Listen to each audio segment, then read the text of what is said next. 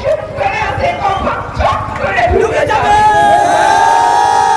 চট করে ঢুকে গেলে কি জবাব দিতে হয় আমরা জানি, তাই না?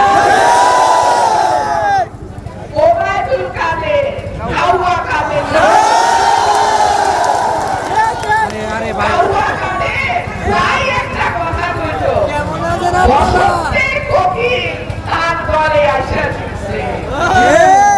একটা কথা ভাই সাবধান করে দেই সবাইকে, বসন্তের কোকিলের ওড়াউড়ি কিন্তু আমরাও লক্ষ্য করতেছি।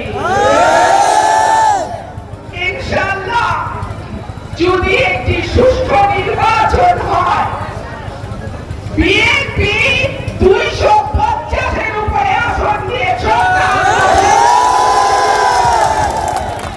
আর এই জনপ্রিয়তা দেখে বহু লোক মনে করে যাদের 17 বছরে কেউ দেখে নাই, তারা মনে করে একটা পদ না করা যায়, একটা বাণিজ্য না করা যায়, একটা কমিটি না দেওয়া যায়, একটা নমিনেশন না কোনোভাবে কাউকে পাওয়া যায়।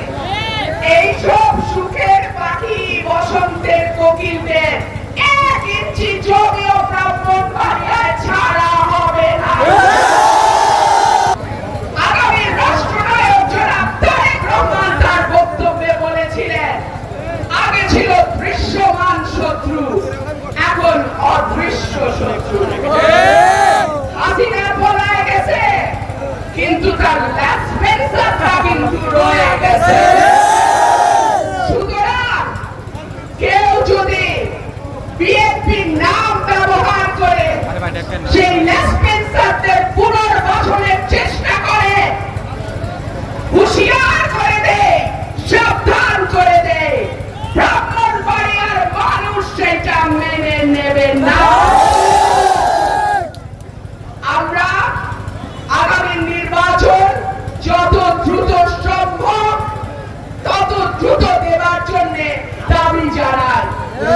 আমরা বিশ্বাস করি সংস্কার প্রয়োজন, আমরা বিশ্বাস করি সাংবিধানিক সংস্কার প্রয়োজন।